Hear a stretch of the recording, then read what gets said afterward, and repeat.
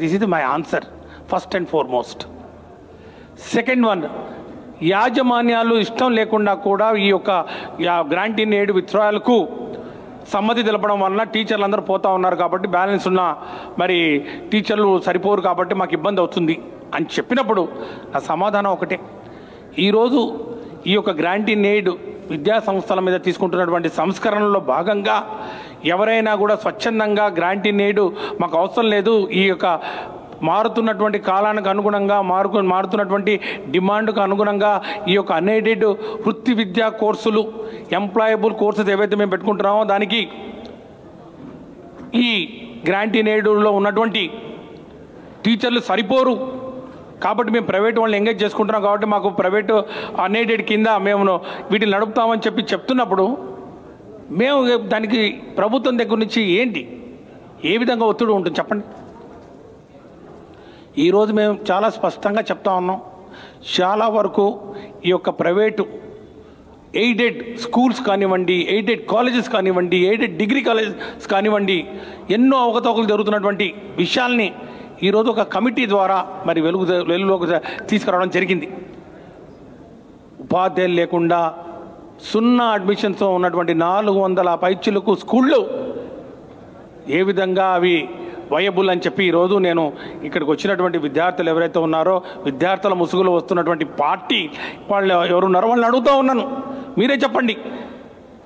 ఈరోజు ఈ యొక్క TNSF అని చెప్తా ఉన్నారు తెలుగునాడు వాళ్ళు. నేను చెప్తాను, అయ్యా బాబు, అప్పుడున్నటువంటి మీ నాయకుడు చంద్రబాబు నాయుడు గారు ముఖ్యమంత్రిగా ఉన్నప్పుడు ఈ యొక్క ఎయిడెడ్ స్కూల్స్ మీద ఎందుకు సమీక్ష జరపలేదు?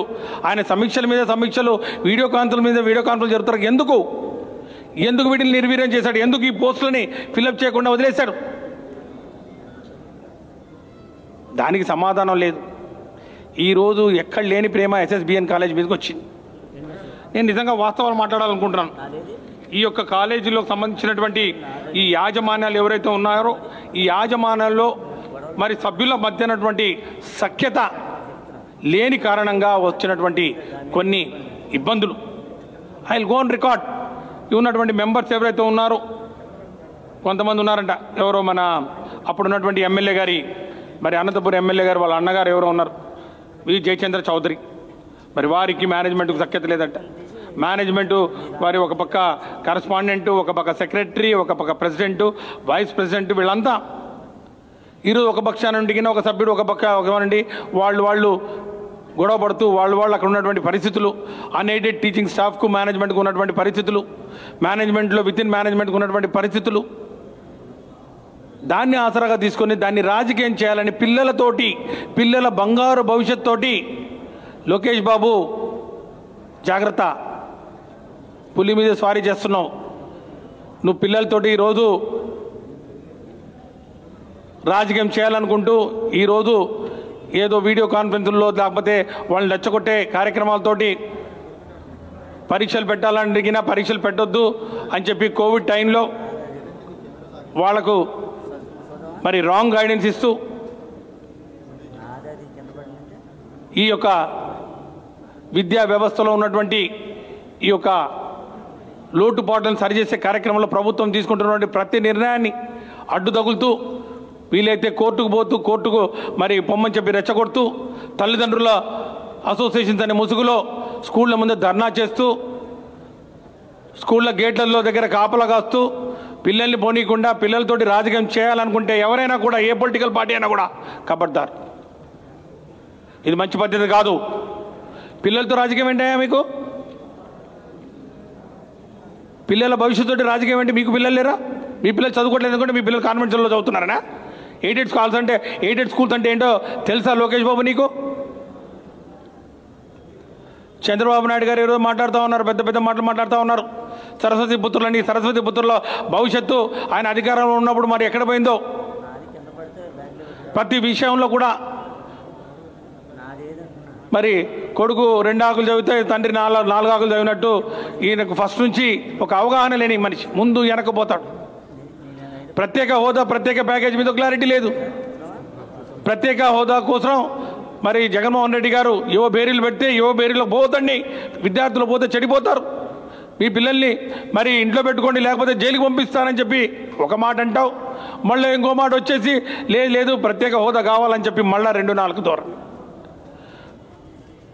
అధికారంలో ఉన్నప్పుడేమో 1999లో ఇచ్చినటువంటి జీవో, 2006లో ఇచ్చినటువంటి జీవో, 2017లో ఉన్నటువంటి మీ యొక్క పద్ధతి, ఈ గ్రాంటినేట్ గురించి పట్టించుకోపోవడం, గ్రాంటినేట్ పోస్టులను రద్దు చేయడం, గ్రాంటినేట్ పోస్టుల మీద బ్యాన్ పెట్టడం, ఈ గ్రాంటినేట్లో స్కూల్స్ని అసలు పూర్తిగా నిర్వీర్యం చేసింది ఎవరు అంటే ఇప్పుడు మళ్ళీ అధికారంలో లేం కాబట్టి మళ్ళీ ఇంకొక మాట, ప్రతిపక్షాలు ఉన్నాం కాబట్టి మళ్ళీ ఇంకొక మాట.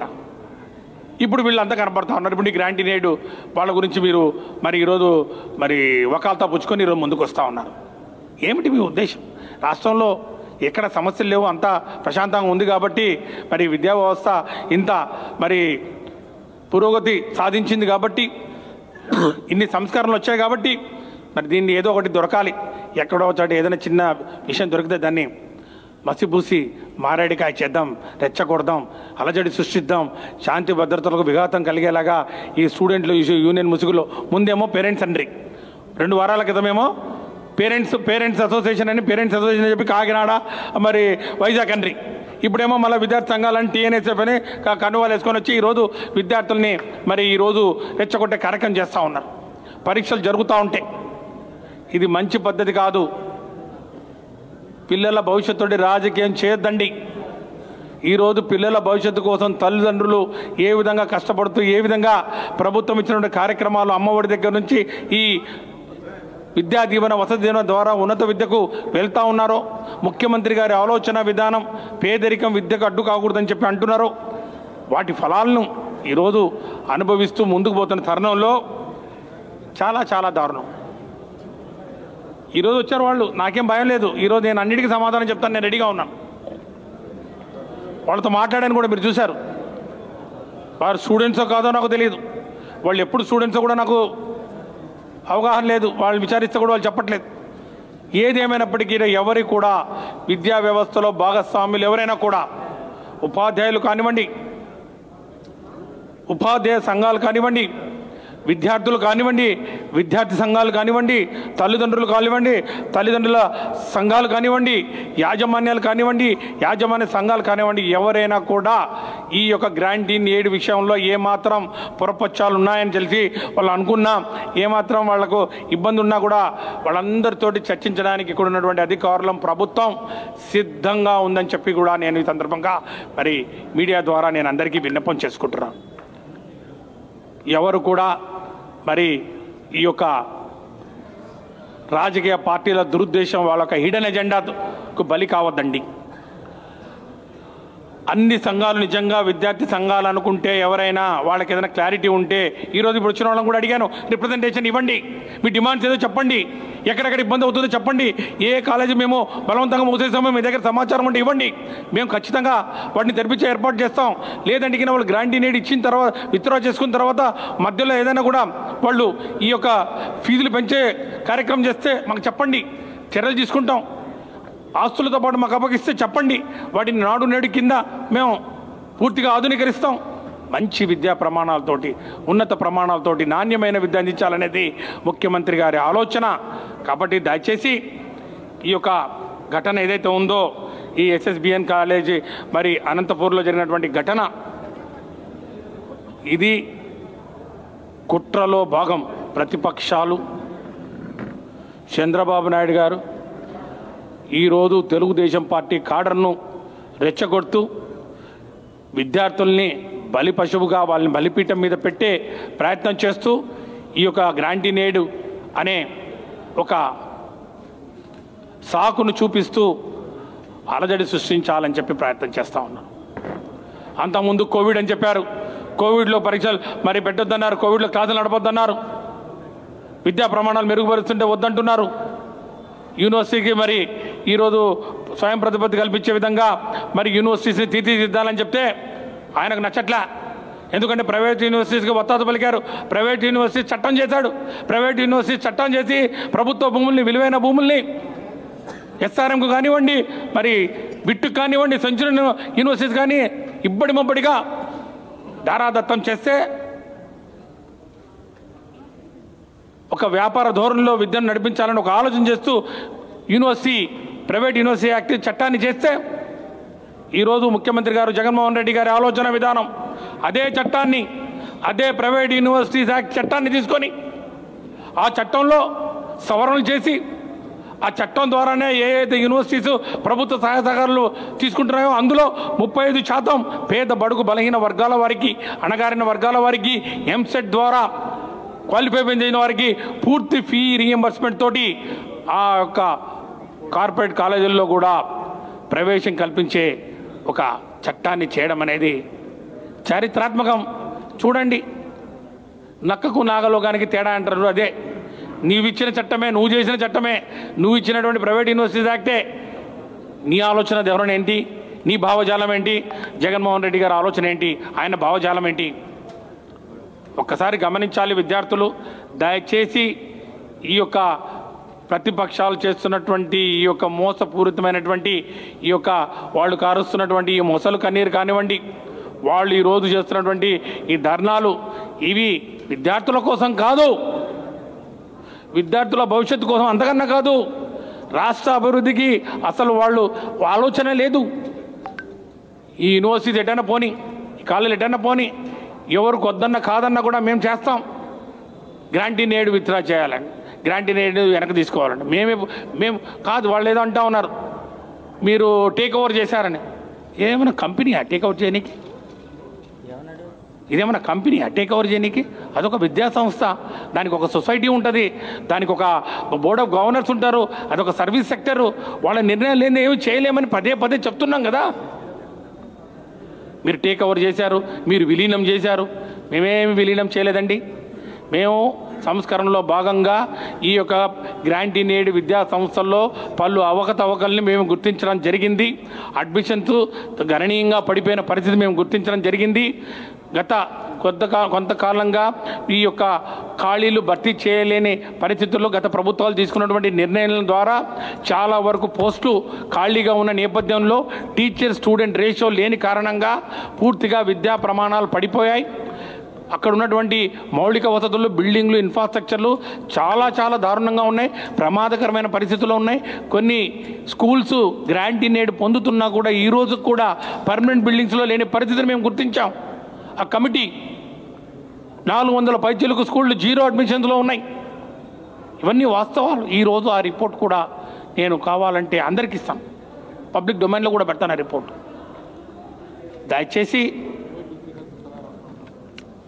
దయచేసి నేను ఒకటే విన్నపం, ప్రభుత్వం చేస్తున్నటువంటి కార్యక్రమాలు, ముఖ్యమంత్రి గారు జగన్మోహన్ రెడ్డి గారు తీసుకుంటున్నటువంటి నిర్ణయాలు ప్రజల కోసం, విద్యార్థుల కోసం, వారికి బంగారు భవిష్యత్తు ఇవ్వాలని.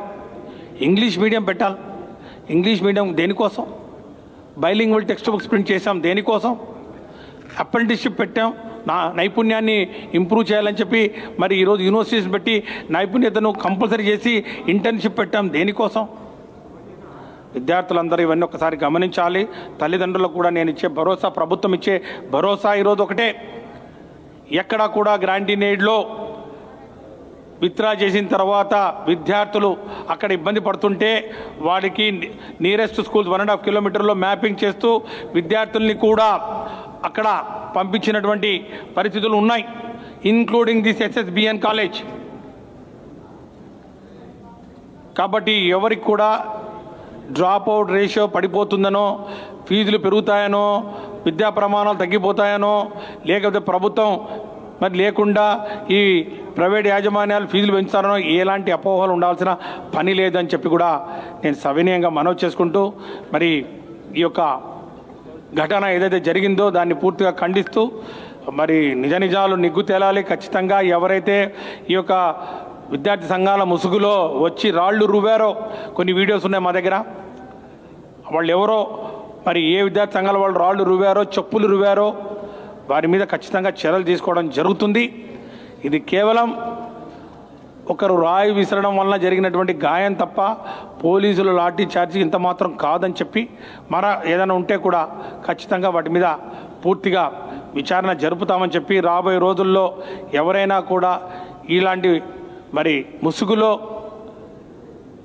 విద్యా సంస్థలను మరి నడిపించడంలో కానీ, పరీక్షలు నిర్వహించడంలో కానీ ఆటంకాలు కలిగిస్తే విద్యార్థుల్ని బలవంతంగా లాక్కుపోయి మరి వాళ్లను ఒత్తిడి చేసి ఈ యొక్క వారి రాజకీయ కార్యక్రమాల్లో పాల్గొనే ఏర్పాటు చేస్తే మాత్రం వారి మీద కఠినమైన చర్యలు తీసుకోవడం జరుగుతుంది, పోలీస్ కంప్లైంట్ కూడా ఇవ్వడం జరుగుతుందని చెప్పి కూడా తెలియజేస్తుంది.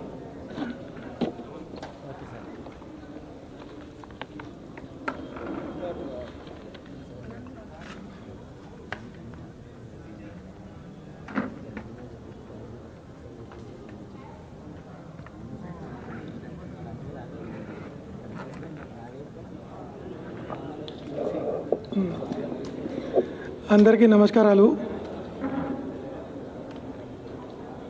మినిస్టర్ గారు చాలా స్పష్టంగా చెప్పారు ఈ ఏడేడు వ్యవస్థలో ఎందుకు మార్పులు చేర్పులు చేశామని.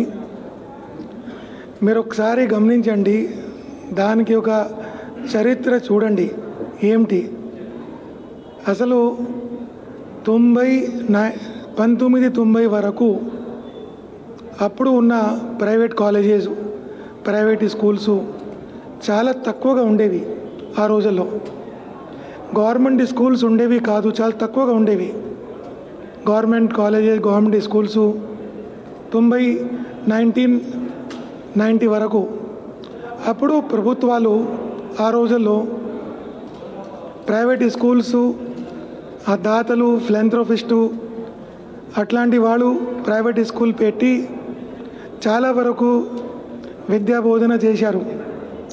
దాన్ని తోడుగా ప్రభుత్వాలు కూడా ముందుకు వచ్చి మీరు కొంత చేస్తున్నారు కదా, గవర్నమెంట్ నుంచి కొంత డబ్బు ఇచ్చి దాన్ని ఏడంటారు, ఆ విధంగా వాళ్ళకి కూడా కొంచెం తోడ్పాటు అయి డబ్బులు ఇవ్వడం జరిగింది.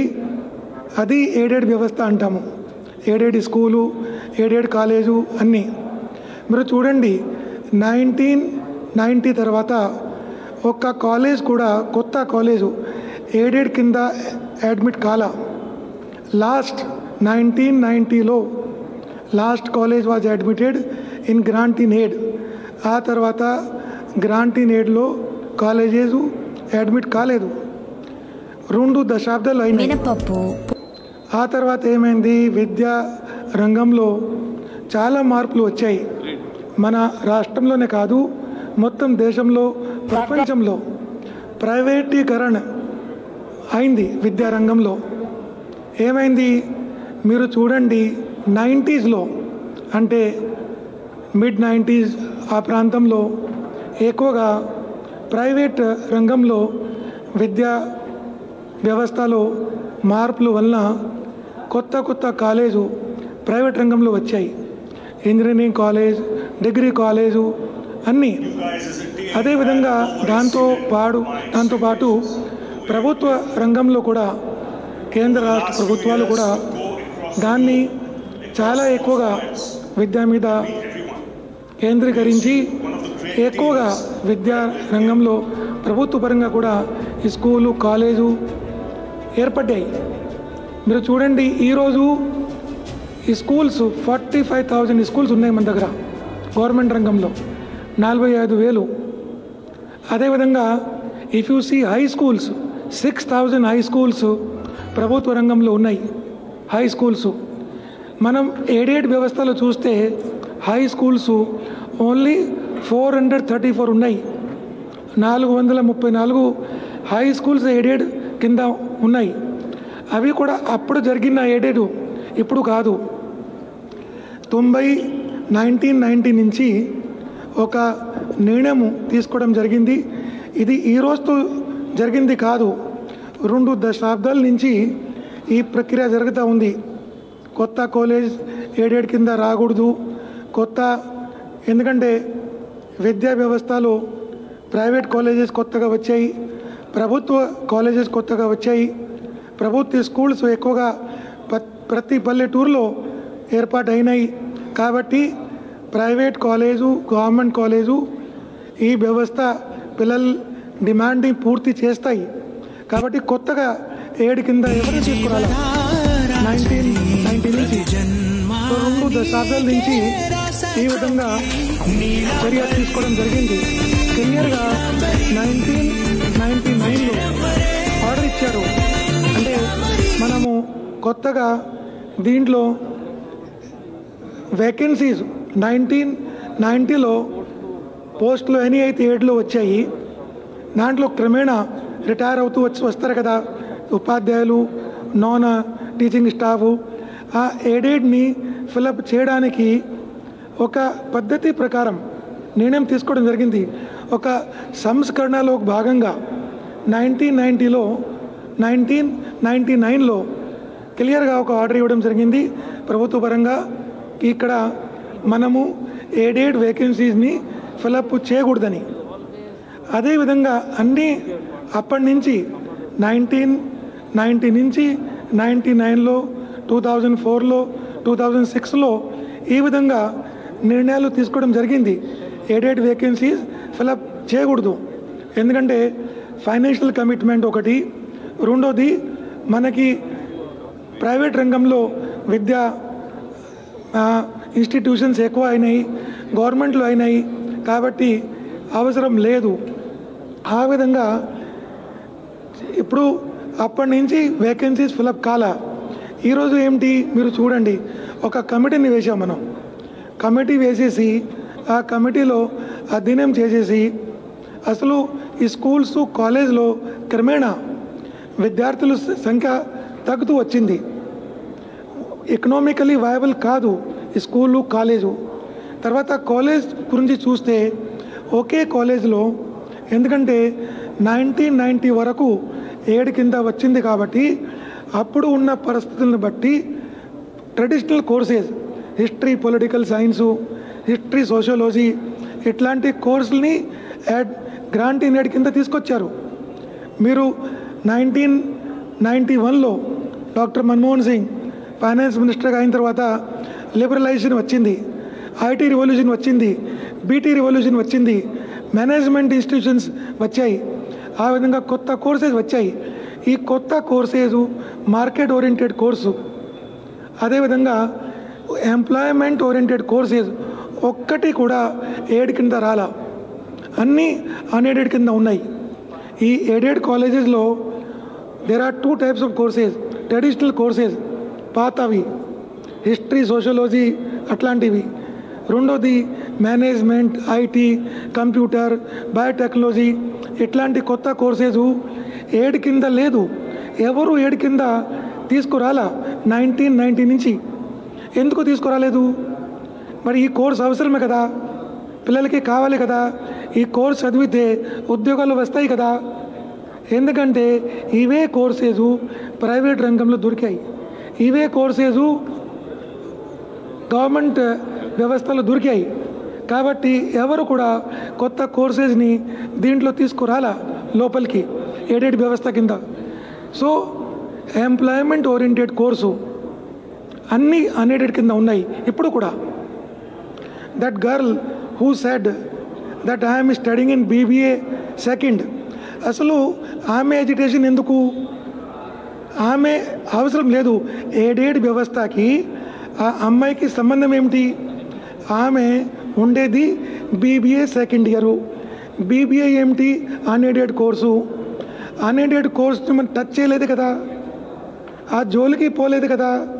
ఆ ఫీజు ఎలా ఉందో అలాగే ఉంటుంది, ఆ ఫీజు పెరగదు తగ్గదు. మరి ఆమె ఎడ్యుకేషన్ ఎందుకని? ఈ ఎయిడెడ్ గోలలో ఆమెకేం ప్రాబ్లము అని ఒక అంటే చూడండి మీరు, why she has come in this. We're having full sympathy with that girl, because అమ్మాయిలు చదువుకోవాలి, ముందుగా రావాలి, అది ప్రభుత్వ ఉద్దేశం కూడా. I want to tell that girl that we will not increase her fee, though she is unaided. అన్ఎయిడెడ్లో కూడా fee decide చేసేది మనమే, ప్రభుత్వమే.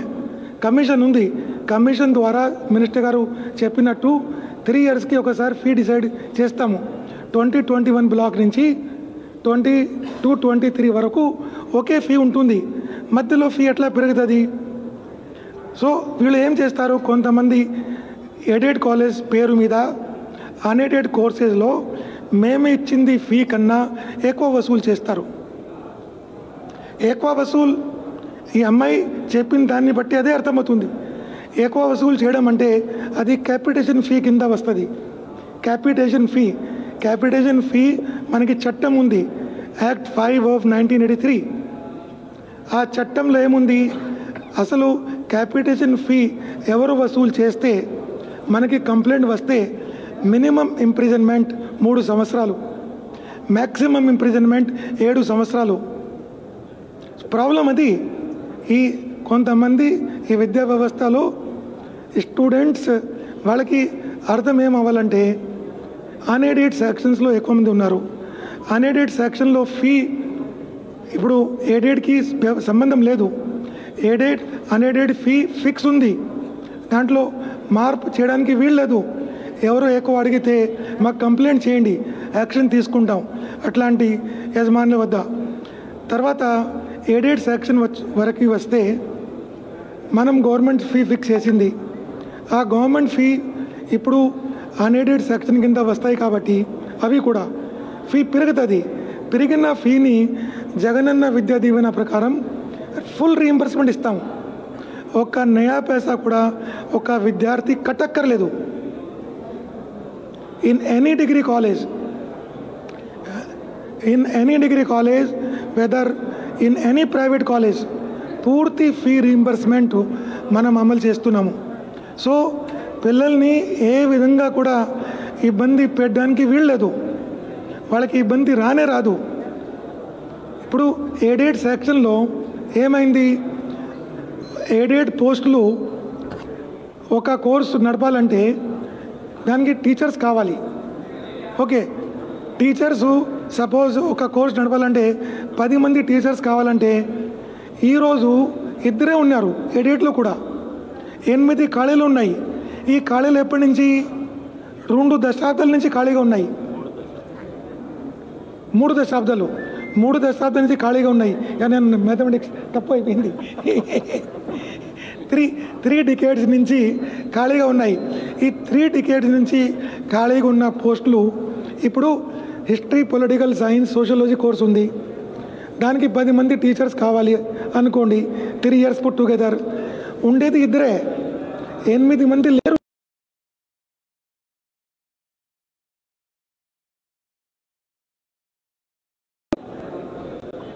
ఏం నష్టం?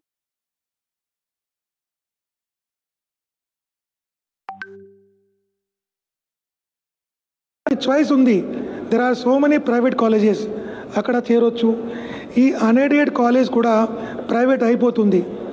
ఈ యజమానులు అందరూ కూడా స్వేచ్ఛంగా మనకి రాసిచ్చారు. మా పాలసీ ఏమిటంటే క్లియర్గా చెప్తున్నాము, ఇది willing policy, voluntary policy. Staff, teaching, non teaching, అదేవిధంగా మేనేజ్మెంట్ కలిసి విల్లింగ్నెస్ ఇస్తే మాకు ఎయిడెడ్ వద్దు, మేము ప్రభుత్వంలో స్టాఫ్ వచ్చేస్తాము, ఇండివిజువల్ విల్లింగ్నెస్ తీసుకున్నాము. మేనేజ్మెంట్ నుంచి అదేవిధంగా ప్రతి స్టాఫ్ నుంచి ఇండివిజువల్ విల్లింగ్నెస్ తీసుకొని ఆ కాలేజెస్ ప్రైవేట్ కాలేజ్ కిందగా అయినాయి. అది మూతపడలేదు, నడుస్తున్నాయి ఆ కాలేజెస్, అవే కోర్సు ఉన్నాయి. ఇంకా వాళ్ళు బాగా చేస్తారు. ఎందుకంటే ఇప్పుడు ఆరుకోరగా ఉన్న టీచర్సు ప్రభుత్వంలో వచ్చేసారు.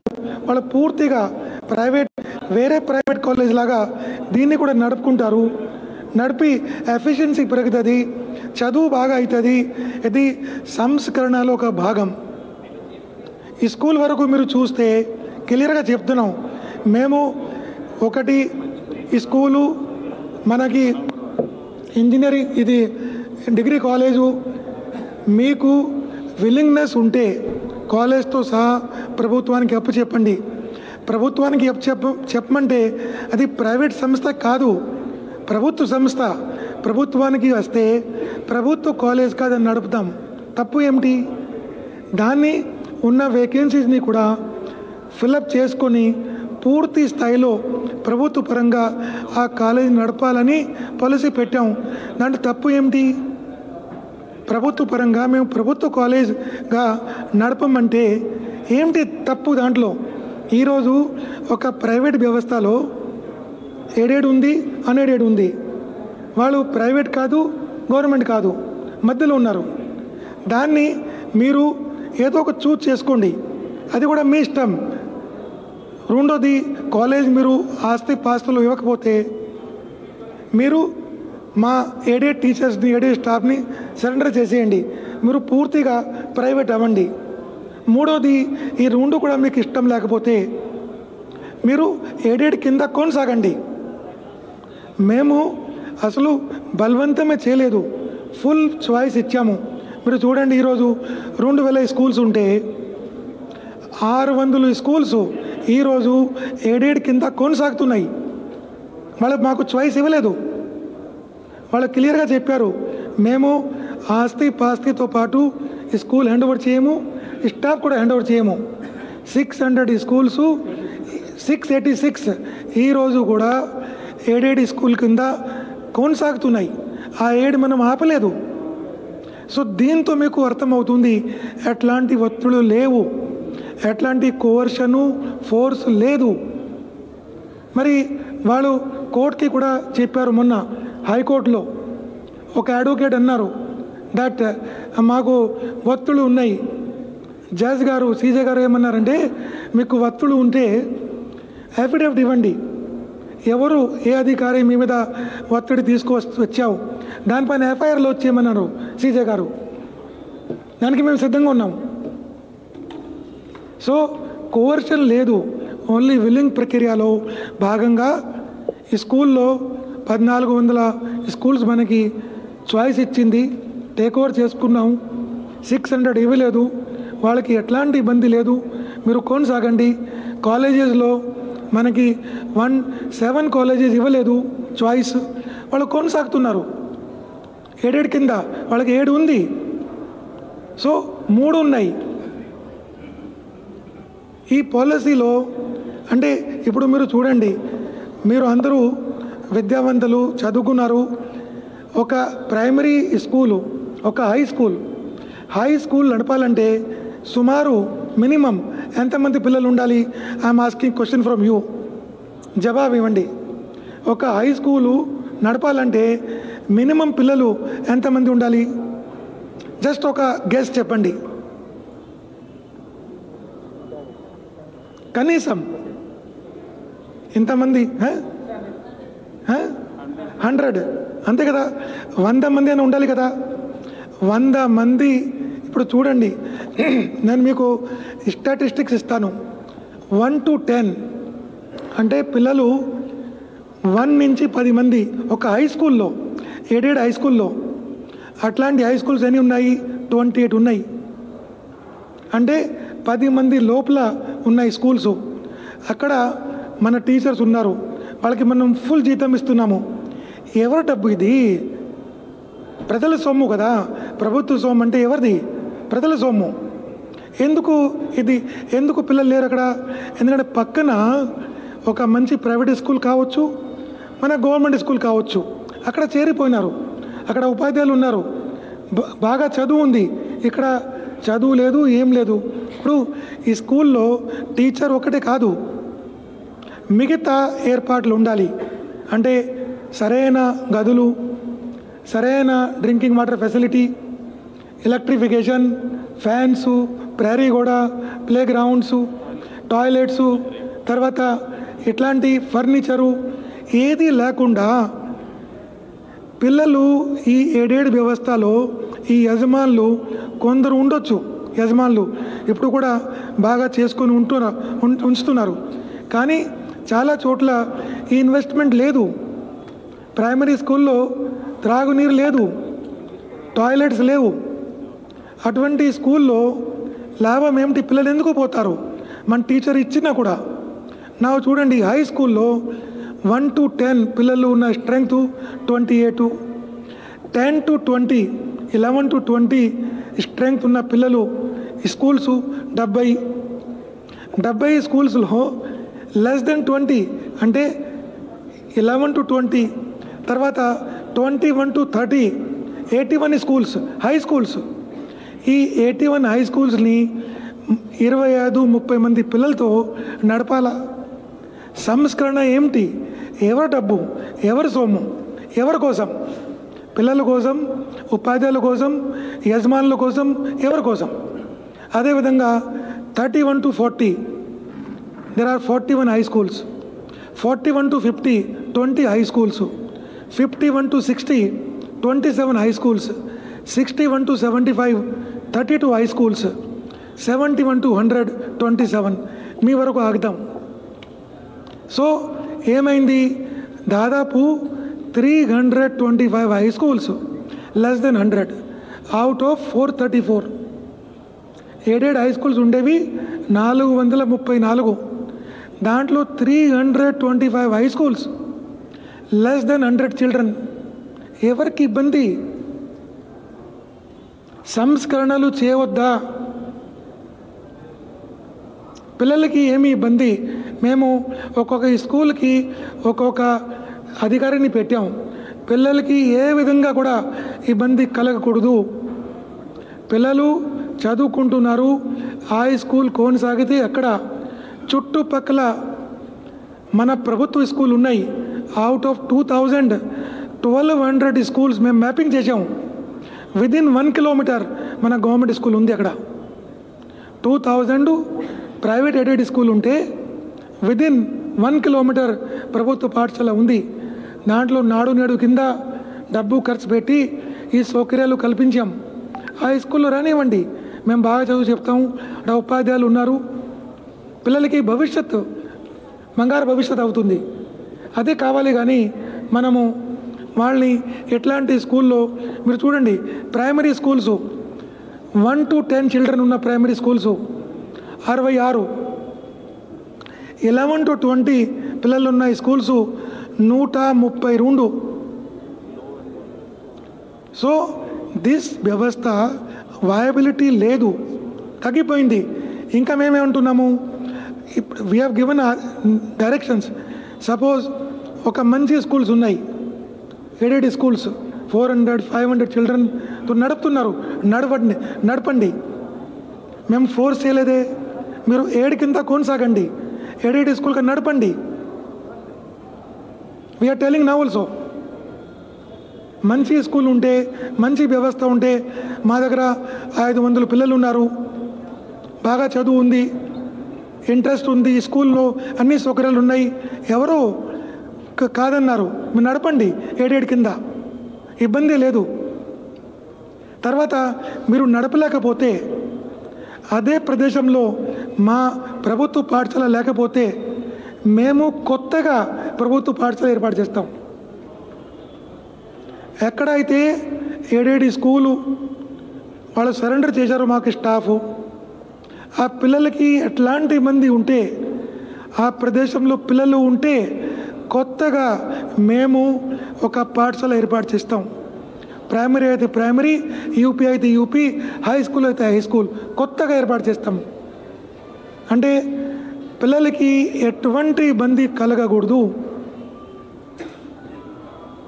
We have told the officers, DO, ఎంఈఓకి చెప్పాం, మీరు చూడండి ఎక్కడైతే ఇబ్బంది ఉందో పాఠశాల, ఎయిడెడ్ పాఠశాల వాళ్ళకి నడపమంటే నడపనివ్వండి. లేకపోతే ప్రభుత్వ పరంగా కొత్త పక్కన పాఠశాల లేకపోతే, పిల్లలు సర్దుబాటు కాకపోతే, వాళ్ళకి సౌకర్యం లేకపోతే, దూరం అయిపోతే మనము కొత్తగా ఒక పాఠశాల ఏర్పాటు చేస్తాము. So this is the policy of the government. There is no. So this is what we are telling. Okay, there is no issue.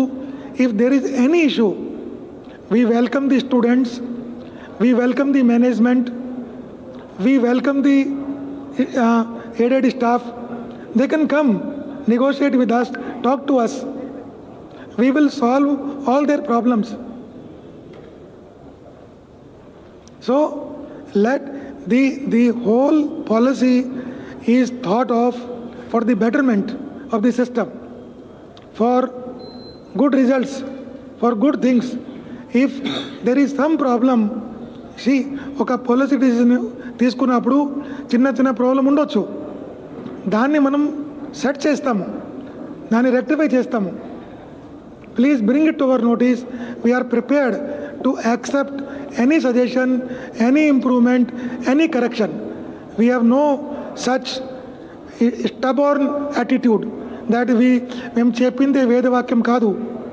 ప్రజలు స్టేక్ హోల్డర్స్ ఎవరైతే ఉన్నారో వాళ్ళ మన దగ్గర రావచ్చు, మనం వాళ్ళ ప్రాబ్లమ్ సాల్వ్ చేస్తాము. Thank you.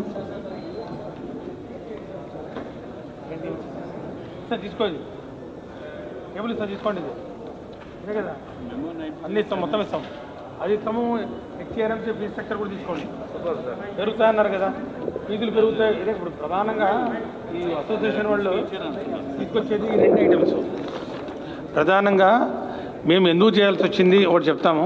ఫీజు స్ట్రక్చర్ ఏదైతే ఉందో హెచ్ఈఆర్ఎంసీ ఎంత ఫీజు ఇస్తున్నారో ఫీజు ఉంటుంది. ఈ 2 తీసుకోండి, క్లారిటీ ఉంటుంది.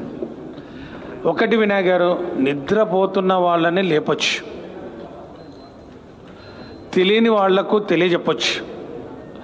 నిద్రపోతున్నట్టు నటించే వాళ్ళకి ఏం చెప్తాము, తెలిసినా కూడా తెలియనట్టు ప్రభుత్వం చేస్తున్నటువంటి కార్యక్రమాలు మంచివైనా కూడా ఏదో విధంగా మసిపూసి దీన్ని పక్కదో పట్టించి వక్రీకరించి అవాస్తవాలను ప్రచారం చేయాలని చెప్తే కొన్ని పత్రికలు పనిగట్టుకొని లాఠీ చార్జ్ జరిగిందని చెప్పి హెడ్డింగ్ పెడితే పోలీసు వాళ్ళకి ఏం సంబంధం? ఎక్కడైనా పోలీసు లాఠీ చార్జ్ చేసిందని చూపించండి. చెదరగొట్టారు. మీరు చూడండి, వీడియోలు చూడండి. అరే అక్కడున్న ఎదురుగా ఎస్పీ బంగ్లా ఉంది, అక్కడ ఉన్నటువంటి పరిస్థితుల్లో సెన్సిటివ్ ఏరియా, వీళ్ళు పిల్లల్ని కాలేజీలోకి వెళ్ళనీయకుండా గేట్ అడ్డు వేసి, పోలీసులు లోపలికి వెళ్తే వాళ్ళని బయటికి రానియకుండా తలుపులు గేట్లు వేసి ఈ విధంగా దౌర్జన్యం చేస్తుంటే వాళ్ళు విద్యార్థులు ధర్నా చేసుకోవడానికి వచ్చినా అనుకుంటారా, ఇంక దేనికి వచ్చినా అనుకుంటారు? మీరు చెప్పండి. రాళ్ళు రువ్వుతూ ఉన్నారు, చెప్పులు వేశారు, పోలీసు వాళ్ళ మీద చెప్పులు వేశారు. ఇంతకన్నా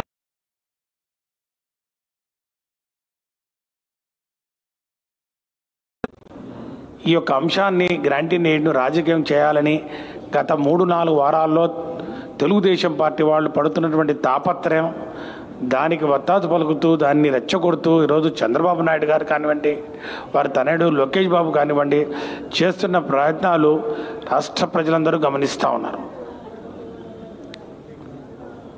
ఈ పిల్లలతో రాజకీయం ఏంటయ్యా? ఏదైనా మీరు ఉంటే కింద సమస్య ఉంటే నిజంగా చెప్పండి. నాడు నేడు కార్యక్రమాలు ఏదైనా కానీ ఇంకా కొన్ని స్కూళ్ళు కావాలంటే చెప్పండి. ఏదైనా మేనేజ్మెంట్ వాళ్ళు మాకు బలవంతంగా చేశారని చెప్పండి.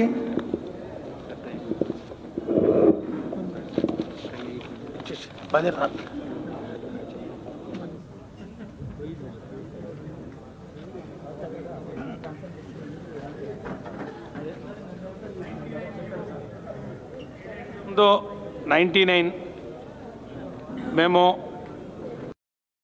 అప్పుడున్న టైం 17/12/1999 అప్పుడున్నటువంటి ప్రభుత్వం, ఉన్నటువంటి ముఖ్యమంత్రి మీకు తెలుసు చంద్రబాబు నాయుడు గారు, తెలుగుదేశం పార్టీ ప్రభుత్వం. అప్పుడు ఇచ్చినటువంటి order, the government after careful examination of the proposal of the commission of collegiate education to fill up the vacant aided posts in the private aided colleges is hereby rejected the same, since it is not possible to consider it favorably. ఎవరిచ్చింది? ఈరోజు సరస్వతి పుత్రులు బాధపడుతున్నారని చెప్పి చంద్రబాబు నాయుడు అంటున్నారే, మరి ఈ సరస్వతి పుత్రులు ఆ రోజు కారావాడు? వారి భవిష్యత్తు మరి కాపాడాల్సిన బాధ్యత మీ మీద లేదా? సిమిలర్లీ